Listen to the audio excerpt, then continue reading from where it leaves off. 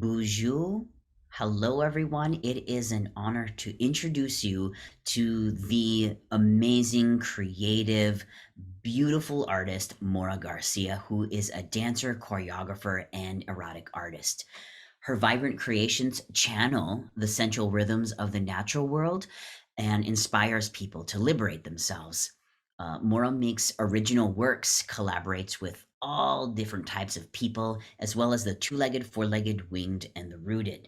At Maura's core, her work brings ancestral wisdom to life and respects all living things on earth. It is a true honor to call Maura a friend, a colleague, a collaborator, and just a sister friend. Shio nigadawu nuidai dabuto anigilonhi digianwi shigidu wagi. Hello everyone, my name is Maura Garcia. I am a dancer, choreographer, and erotic artist.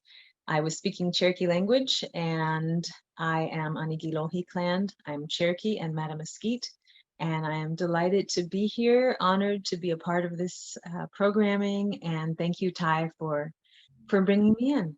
Thank you, Maura, for being here. It's so good to be in this Zoom space with you. Yes, you as well. I was almost going to speak the wrong language, but so Right, that's right. Wow, how many different languages do you speak? just say 2.5. So English and Spanish, I speak igual. I speak, and read and write. And my own language, Cherokee, I say like I speak like a 6-year-old. No. So I think most things across, and I understand a lot, but yeah. Yeah, and also language of body. Yeah. Oh, yes. True. Yes. Yeah, Language of body. definitely. That is very true. Yes, appreciate you and all of the work that you're doing both in community and for yourself and with all of your collaborators. Something I wanted to know was tell me about your story. Like what's important to you right now? Whew. That's a good question. Thank you for not asking about telling me about your life or something like that. That sounds terrifying. Sometimes I feel like I have lived multiple lives. I've been very lucky. But I think something that is important to me at the moment, and I think it's become even more important with COVID, with deaths. We just got off a conversation where people were talking about losing folks. So Mm, COVID, death, the unexpected things that have happened because of COVID that are not even particularly related to the disease, but have to do with cancellations, but then things that might have opened up in places you never expected. So I think right now, one of the most important things to me is connection, and fearlessly having connection with people, um, whether that be, you notice that someone that you love or even know casually is maybe having a very bad, mental health day.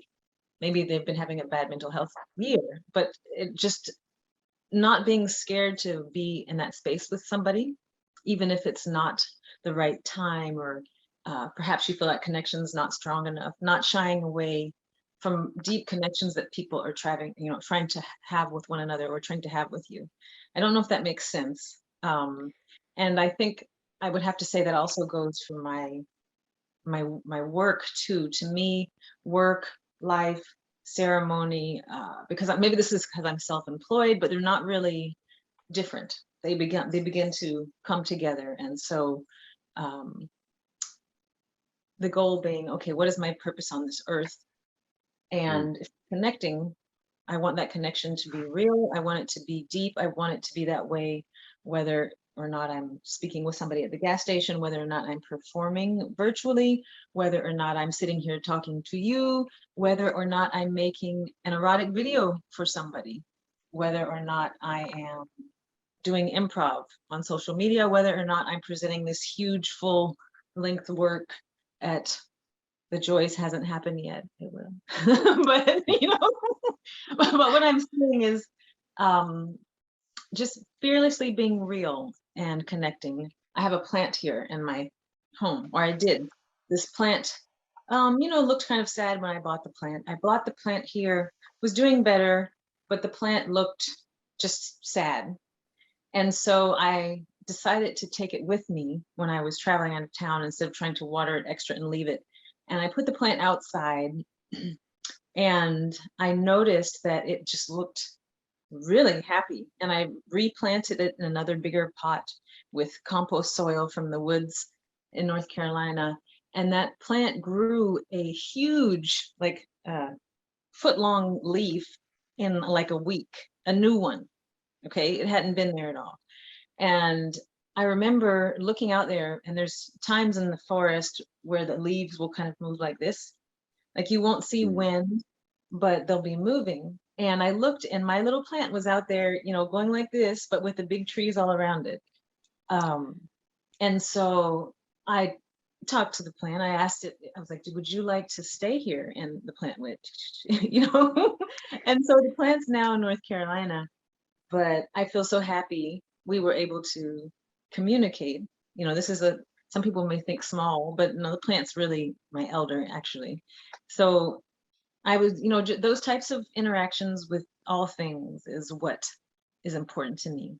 I love that. I love that you are bringing up purpose Mm, and going back to, listening to the world around you.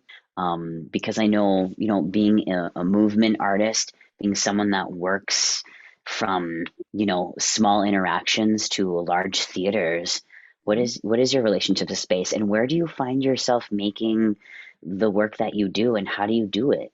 when I grew up, and I say I had the privilege of going to dance class. My parents had enough money where they were able to send me to class, and anyone who's tried to take class as an adult knows that that's expensive.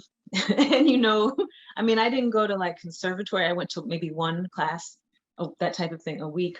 Um, but you get ingrained in you if you go to any type of concert dance training that a studio or a space to dance is in a studio with a marley floor or a sprung wood floor with mirrors and bars, and that's where the creation of dance happens, and that's where the doing of dance happens.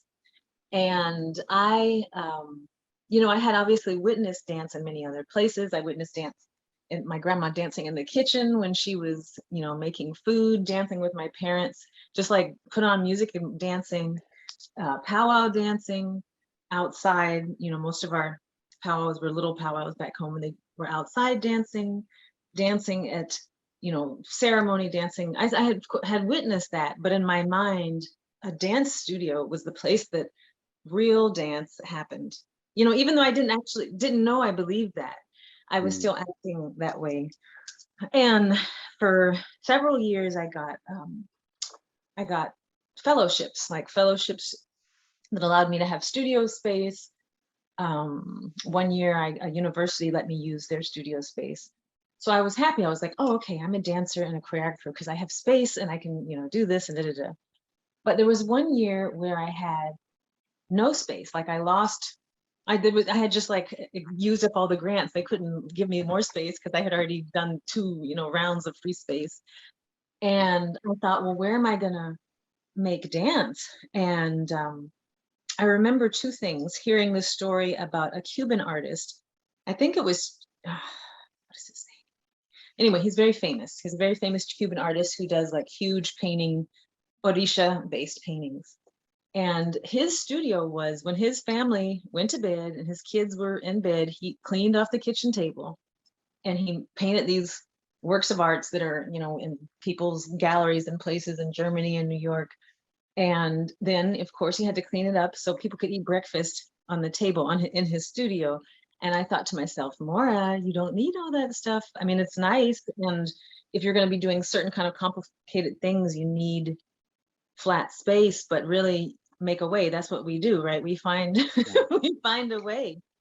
Um, and so I started looking for places, for example, certain things I could do outside wherever, as long as it wasn't too cold and there's no mosquitoes. Other things I realized, if I wanted to do rolls or jumps without twisting my ankle, well, where is there flat, soft spaces? Baseball field. university field hockey, which has I should no, forget this. I don't know why I'm doing that. It is called field hockey, so forget this. No, I love it. It was like a whole movement. I'm following the movement. um, but a lot of sports have turf or this superly manicured lawn because Yeah. people can't, it has to be flat so they don't twist their ankles. Mm. So I started rehearsing out there. I started using these different spaces and thought about, if I'm just doing a warm up, I can be anywhere, I can be at the Right. bus station. I can be, at this little park over here. If I'm doing full run throughs with complicated movements, I need to be on some flat space. Or perhaps I'm creating something now that is for a particular space instead of trying to do certain movements that are made for Marley over here. If I'm in the middle of the forest and there's rocks and there's a stream, maybe I change my movement to respond to that. So in terms of space, I work with all of those. I don't know if that answers your question, but I hope so. Yes, I love hearing about the story about you practicing outside on these soft, like manicured lawns, essentially, and how that translated to, your need now as a movement artist for, specific kinds of materials and textures and feelings to make the art really sound with how you intended people to interpret it, but also to be within the piece itself moving. One of the pieces that I still love and I hope I will get to perform again, I feel that is Ani Wishanshkoi. It's actually, I think, one of my favorite things to dance. It's about our corn planting traditions. So specifically Southeastern corn planting traditions. And I'm someone, I call myself, I'm a student of movement. And because I've seen so much concert dance, I think I also am very appreciative of regular people's movements and everyday movements because Mm. okay, I've seen the huge leaps and the 5 pirouettes, but I'm really interested in about how this person wrings out wet laundry, that these types of movements, or how you pull when you have a whole group of people, taking corn off, the angle that you have to Oh pull it yeah. off, and then when you take the little kernels off the cob, what you do, all of these things. So I created a piece about that type of movement, but the piece, I Wow. had made it for at the theater, but I think it was 2008 when I first, I mean, not 2008, 2018, when I first found myself without regular studio space. Yeah. So I said, you know what, this piece should be outside. Why am I creating? It's all about outside work.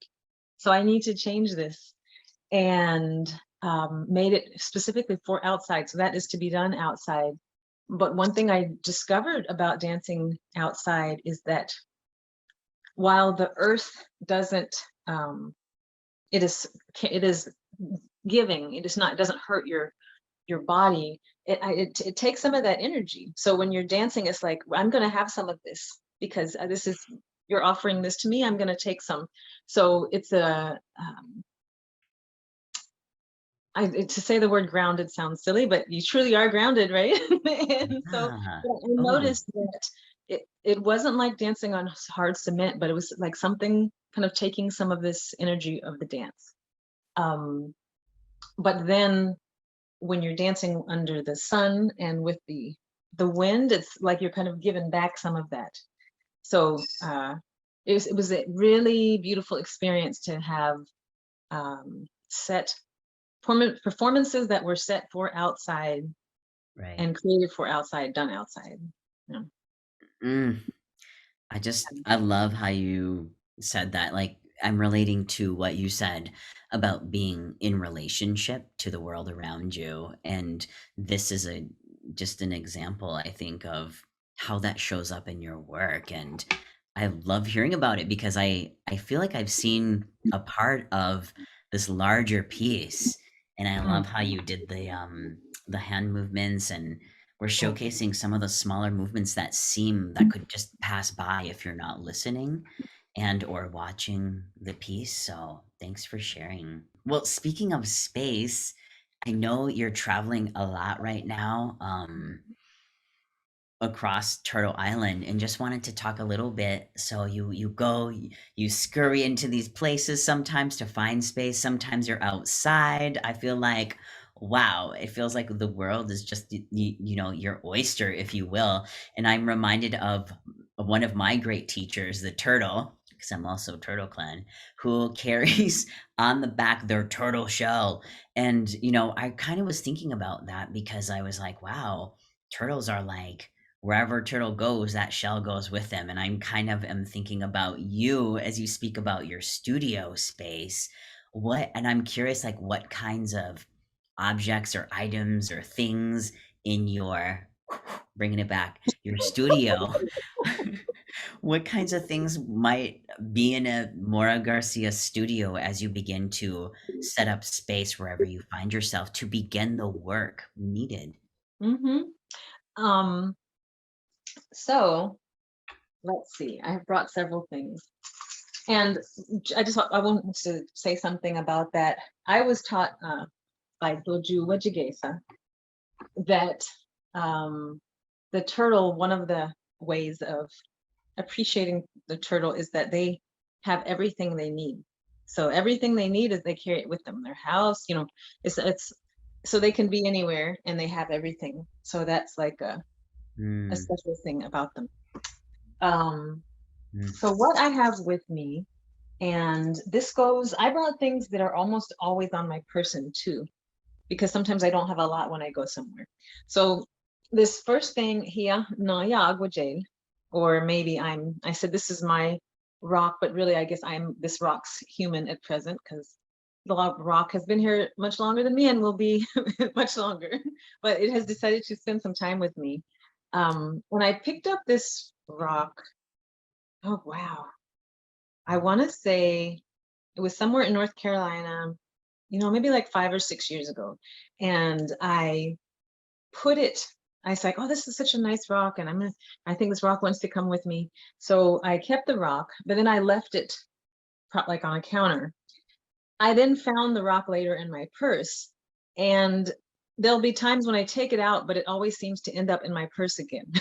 so so this I was like, okay, well, this rock is coming with it's going with me rock. So wherever I go, and sometimes I think I have lost it and then it'll be back in the bottom of the purse, even though I've emptied the purse. So it just always stays with me. Yeah. yes, I love it. I totally, yes. Yes. Another thing I have is I won't open it, but it's this little red bag. It has a compass. It has several things in it, but some things I can talk about. It's got a compass and it's got jola. So the compass is because I am traveling, as you would well know, sometimes I have absolutely no clue where east is. And we pray to the east. And when you start, if you're going to go somewhere and leave tobacco or something, we start to the east. And so I'm inside, I'm in a town that I haven't even seen the sun, so I have that compass, so I always know which way is east. And then I have tobacco because for us it's a medicine that we use for many things, so I always have some on me to kind of enter into a space and offer that tobacco. Uh, I can offer it to people if need be. It's always a gift. So it's a gift and communicator, cross-species, cross-time communicator.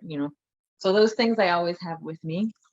Now this may look like a regular bunch of keys, but Let's see it. Let's see what you got. Like, well, these oh, are the okay. two important things.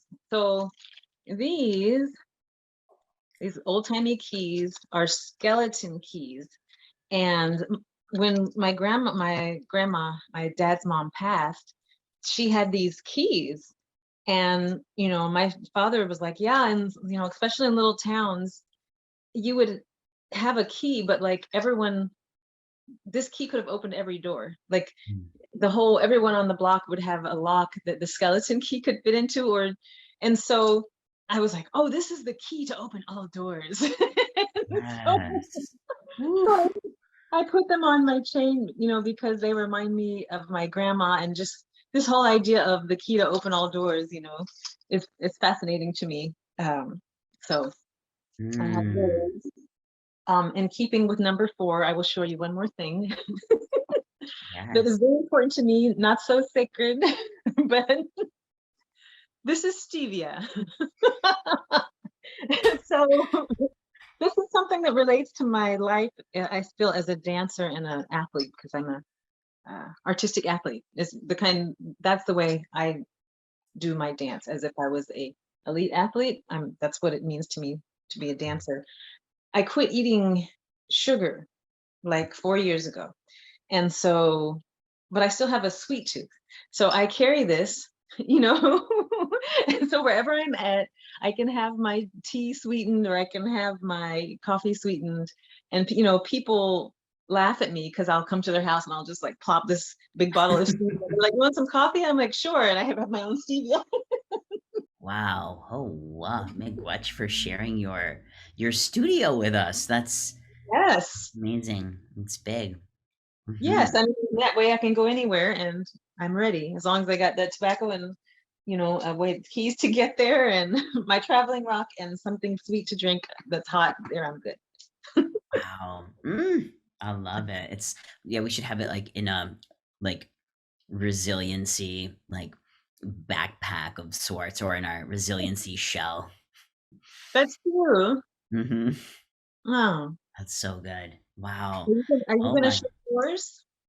Oh yeah. No. Wow. Mine are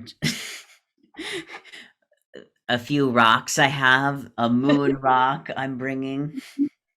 I don't know, I just, like, have to have something in my hands all the time, like, in my pocket, so if you find me, I got this from my pocket.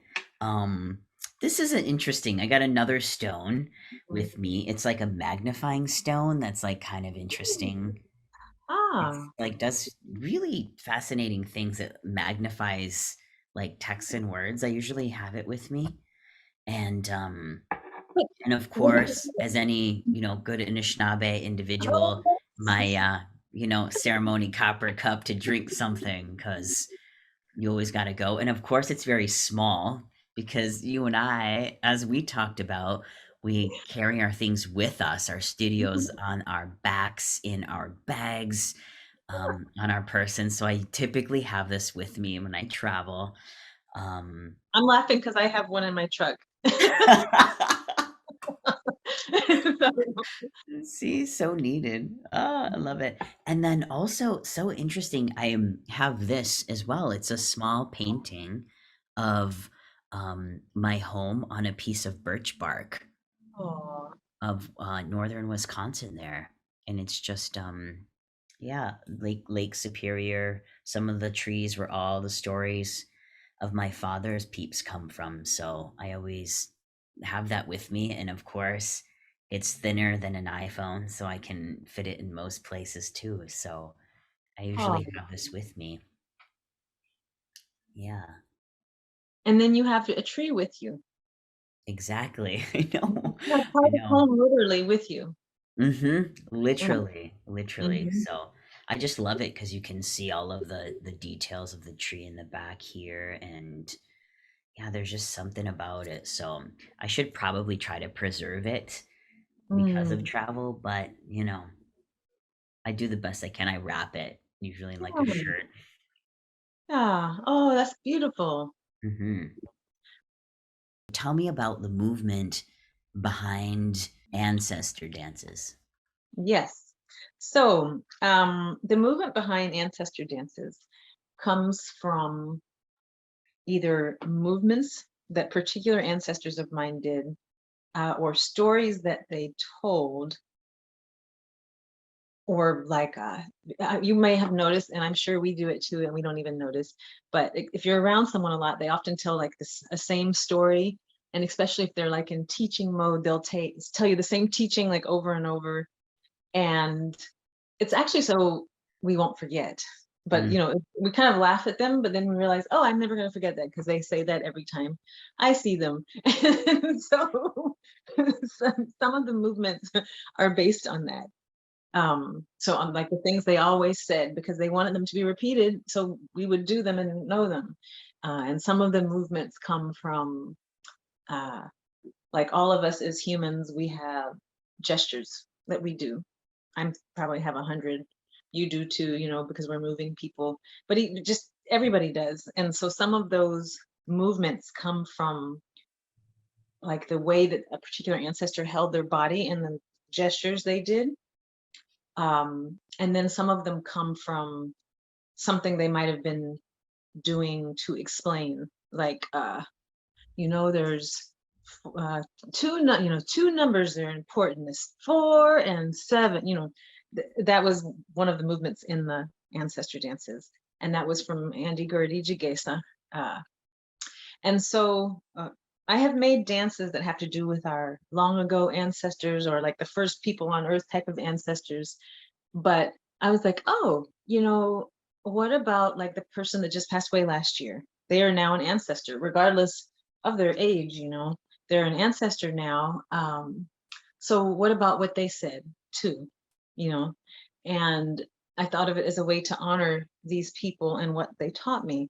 So I think one of the first movements, if I'm correct, it's me clapping.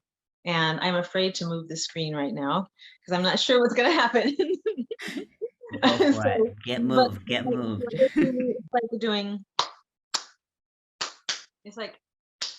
It's doing a series of clapping, and I'm kind of hunched over. And that particular dance was for Mitty James Jigesa. Mitty James, I call her grandma cousin. So she was very much a Christian and really loved singing, and they would clap when they sang. So that is for her. That movement is mimicking her clapping. Because one of the things I really loved about her is her storytelling, but also her graciousness. She had been through awful, awful things in her life, but she didn't let them make her naive, but they also did not make her bitter. And that's hard to do, because a lot of us, we could be very bitter people, we could be really bitter people. But she like transcended that, but she didn't like pretend that things didn't happen either. So that way of being, I always admired about her. So that first movement comes from her hand clapping. Another movement that I was talking about, the 4 and the 7, if there's anybody listening that went to Haskell Indian Nations University, they remember Andy Gurdy, who was a Cherokee teacher there. And he was always teaching, like, you could talk to him probably online at the grocery store and you would have learned something by the time you finished, But he always used to say, there's 2 numbers that are important to Indian people. And he said like 4 and 7, and he would just go on about making examples of how these things occurred in nature and for Cherokee people in our clan system. But he would always kind of begin to come, there's 2 numbers that are important to Indian people. And it always started that way. And so if you said that about him, people would start laughing because they would remember that, Right. There is another part, and where I do, let's see if I can do it. I jump, da-da, da-da, da-da. You can't really see what I'm doing, but you can imagine it. It's the part when I'm on the field, and that is specifically for my mother's mother. When she was in the kitchen, sometimes she would occasionally dance, but she was showing like this old, kind of juke joint, unlicensed liquor place club dance that they used to do. And, I just remember she would have like a dish rag in her hand, but she'd still be doing this, this dance. And so that was, that was for my grandma, for that particular grandma. I have another grandma who was always going. Like she called it wanderlust, you know. So she was always going. So there's some movements where I'm walking in different directions that have to do with her going and moving throughout the world. There's another movement, and what that is her opening the newspaper, because she loved, you know, having the newspaper in her coffee. That was like, you could go any morning, come in, and that's what would be happening. And so, Wow. and she did the crossword puzzles, and she appreciated that time. And, you know, she had a bunch of kids, so I imagine when they were growing up, just the time to sit down and, you know, to open the newspaper and have her coffee. And so that movement comes from the fact that she enjoyed that so much. Yeah, so those are some of the just some of the stories behind the different movements. Yeah, I'm really thinking about legacy and about how, new ways and of how just the idea of ancestor and Mhm. what that means and how we still here now are on a timeline traveling and to Mhm. honor even recent ancestor that thought that ancestors had and the legacy continuing. Yeah. I love that. Wow. Well, here we are, everyone. Thank you so much. And without further ado, Ancestor Dances by Maura Garcia.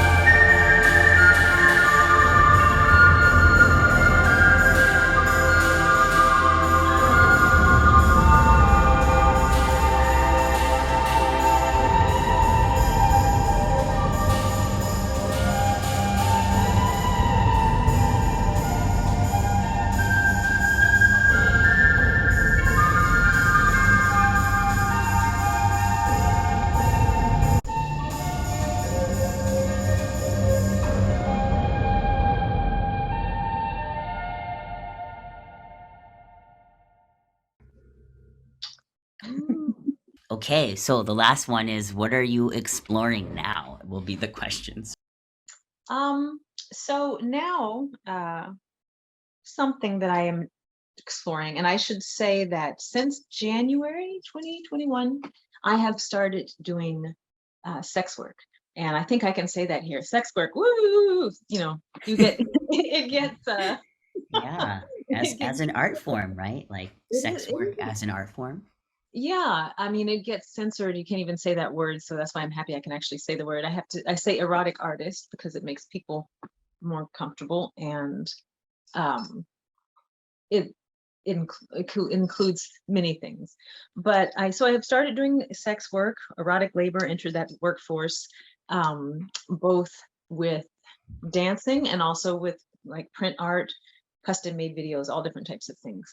And so something that I'm interested in is how sex, eroticism, sensuality has been very carefully made illegal and taken out of pretty much everything, specifically in the United States, because everywhere is not this way, even to the point that in a lot of our indigenous spaces, even we have removed it, except for those little naughty nasty aunties in the corner, but Yeah, but that's so true though. I mean, yo, if people speak the language, if they only knew. yes, that's right.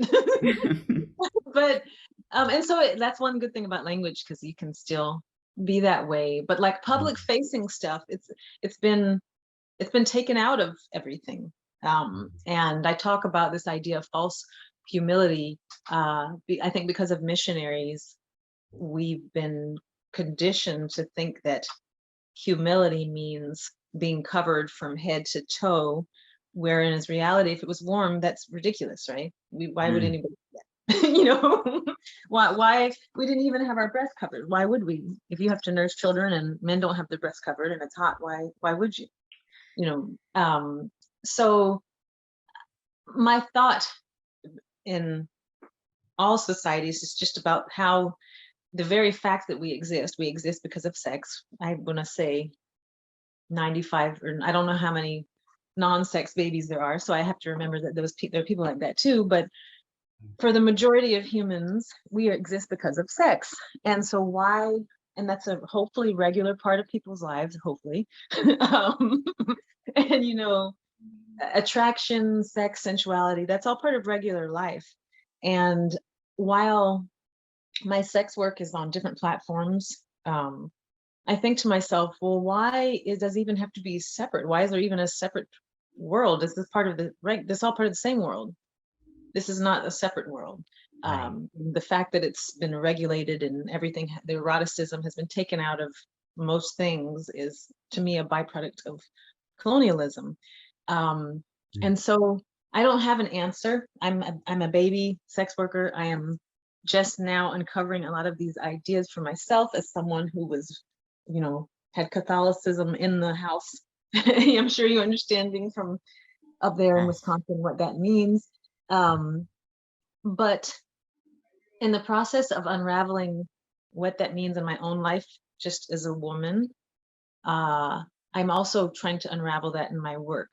And so I'm new to this exploration. So that's what I'm working on now, about how and when this is expressed. What is my role? Someone said I was a thought leader, which makes me feel deeply uncomfortable. I'm like, no, no, no, I'm not a thought leader. But I mean, is that something that I can help with? How do I help my people? How do I help other folks with this information that I have, with this body that I have, with this mind that I have, and this knowledge and these thoughts about eroticism, sex, sensuality in our lives? Yeah. So I would say, as something that I'm still developing and working on and trying to figure out. It's extremely, when I was doing only work that, for example, was about Southeastern planting traditions, I could go to different communities and say, hey, I've got this dance and I can, I have a grant to offer to you and your community can come for free. And that's wonderful. However, if I'm dancing nude and it has to do with something with sex, it's not. I can't just go some to community and be like, hey, would you like would you like me to offer this in your high school gym, and people can come for free? It, and it's not that's not the place particularly for that dance. So if I'm doing that, how can I be of service and help to people? And what I'm finding is that I'm connecting actually more one-on-one with folks. I do work for people anonymously, but a lot of my clients actually are Native men, And so, but what they tell me in terms of what the erotic art that I make for them or do for them is the same kind of feedback that audience members gave me in terms of how it made them feel, uplifting them, how they appreciated it. And people don't think that. I think they say, oh, it's porn, and they put it to the side as if it has no value. But when you do something with a certain intent, a lot of the times to me, if the intent is there and the artistry is there, it can still have a deep effect regardless of whether it's supposed to be erotic work or it's funny work, it's humor, it's a drama. And so I've also got a lot of notes and messages from other women and femmes, two-spirit folks and non-binary folks, but usually femmes, who just tell me how inspired they are and they want to dance with me and they want to explore this in themselves, which was completely unexpected. So it lets me know that I am still continuing this mission that I feel of uplifting people. And it doesn't have to look like me teaching a kindergarten class about stories and language, there's many other ways. So I'm figuring that out. Yeah. Wow. Thanks for sharing. There's so many things I want to be like, snap, crackle, pop. Yes.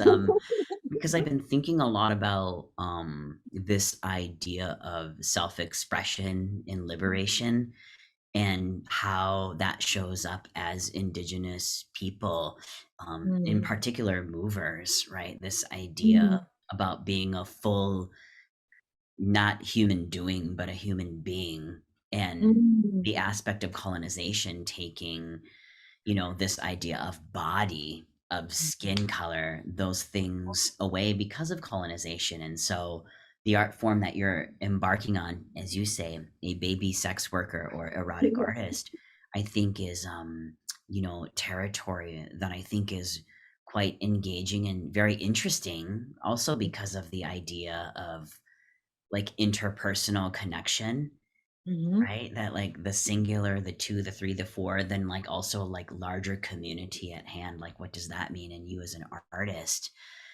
traveling, to all those places with your sacred items in bag, like that is your studio, and also body being a part of that and not mhm, separate, that it's actually interconnected, interwoven. So thank you mhm, for sharing about your practice and sort of what you are exploring right now. So important. Today is works in progress too. So, here we can get into the next section too about any kind of exploration without trying to make something performative in a way of being interesting, but know that it's just true. Like the things that we are exchanging here, that we have exchanged, and that these are just the birthrights and universal truth that exists, being an artist existing in the world. when you really get down to actually what people want, and what people who are attracted to women may want from them, it doesn't all look the same. But there's been this, even on the erotic side of things, a kind of box around, well, this is erotic movement. This is, the legs open, and you do the slow roll up, and this is what is sexy. But when you're dealing with individual clients, even if you're doing print art or videos for them, you realize that everyone has a very different idea of what they want.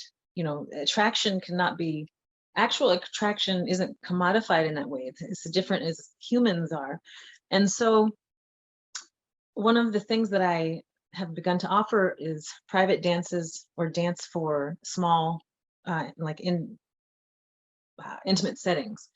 And so I thought, okay, I've been like taking more classes on what they call stripper dance, and I can do this. I can do stripper dance. I can do dance. I can do the roles and the things that are considered sensual. But I was like, but that's not all that is sensual. Um, and then I also started thinking about what is used to create movement in different art forms and like modern dance and the different types of prompts that are used to create movement. And I thought, well, what would it be like if I made a dance with the idea of sensuality and the idea of attraction and even sex, but I'm using movement that I created based on these modern dance prompts? Would that bring out some different type of movement, and what would that look like? I have no clue. So that is something that I'm exploring. I don't know if I will use it for a piece. I don't know if I will just take note of it and throw it away. But that's the point of exploring, right? You just don't know what will happen. So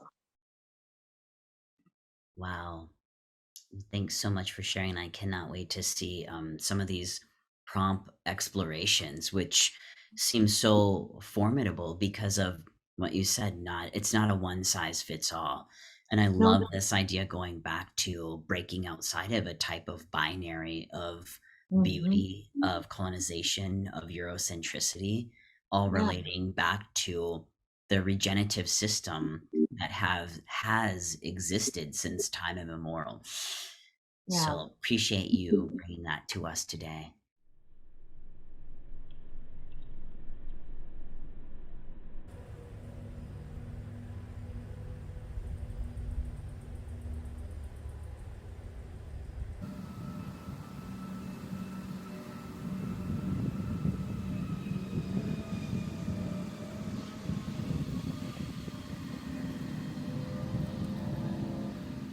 Nuitai daguto hanetilohi bigyam. My name is Maura Garcia.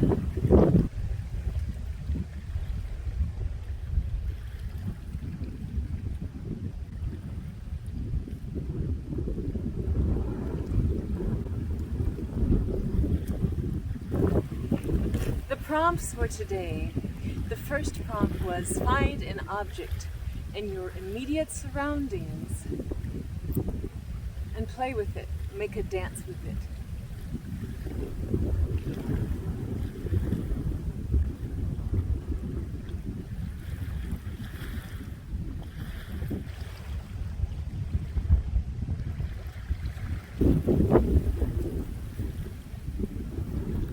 And to play with it.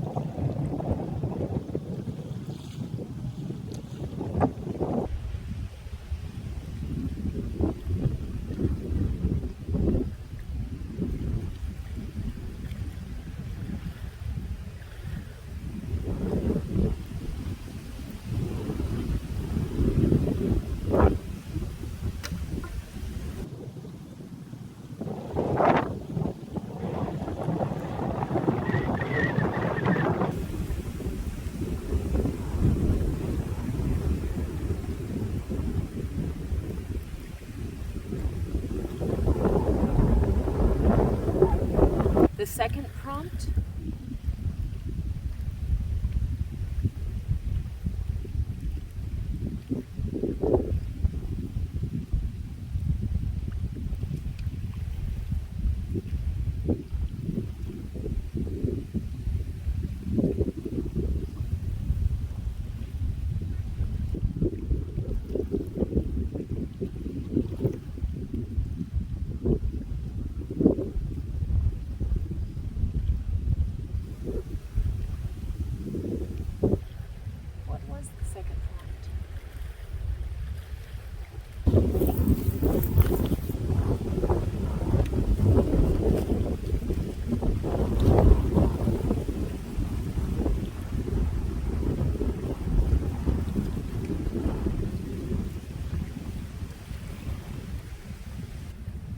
Dances.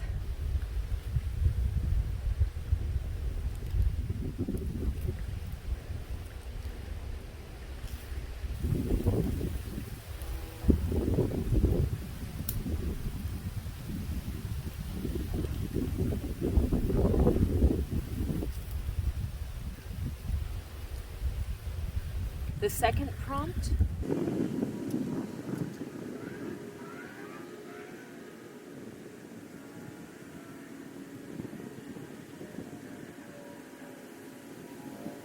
I do this all to share the energy and the joy and the lusciousness and the sacredness that I have in this body with the rest of the world. This is my way of speaking. This is my way of moving. This is my way of being in this earth.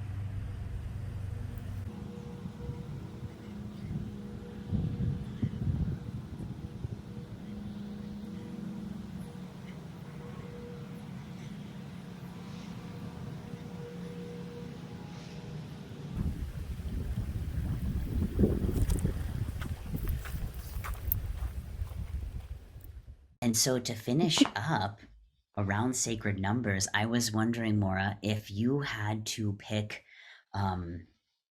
let's see. Oh. I know what you're going to ask me, but go ahead. If you had to pick, like, let's say you had to pick 4 words that represent your work and where you are today, what would those 4 words be?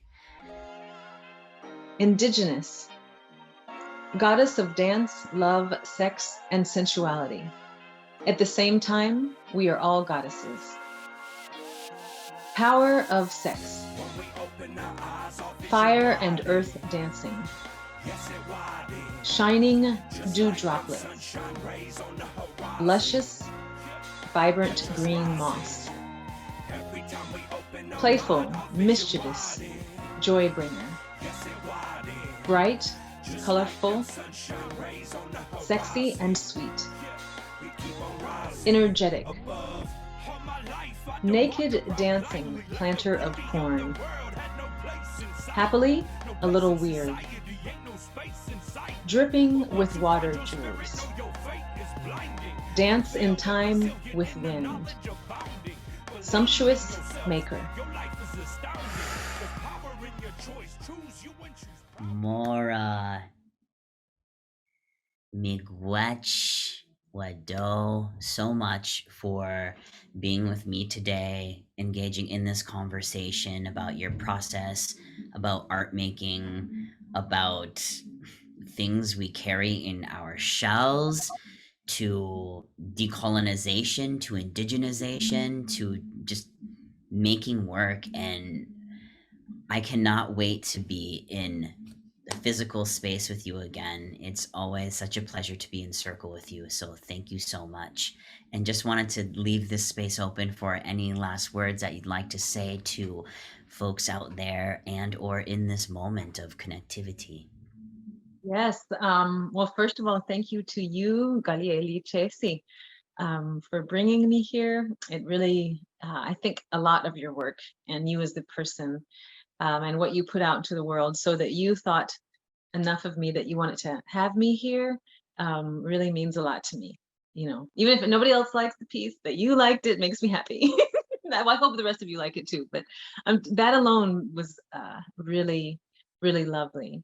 And also just to be included in this festival and all of the great work that has been shown and will be shown. That to me is exciting, that I am in this number, and also just to see other people's work as well. So all really happy feelings about that. And talking about what ancestors said, something that Andy Gurdy-Jagesa always used to say was, well, I'm sorry if I offend you. I don't want to offend anybody. And so I always say that because, you know, we speak from the heart, and sometimes we say things that someone may find offensive and we don't even know. So forgive me if I have offended you. And I hope that what I have said will be useful somehow to other people. And I'm just grateful to be in this space, to have the chance to share, and I hope that y'all enjoy. So thank you. Miigwech. Woo!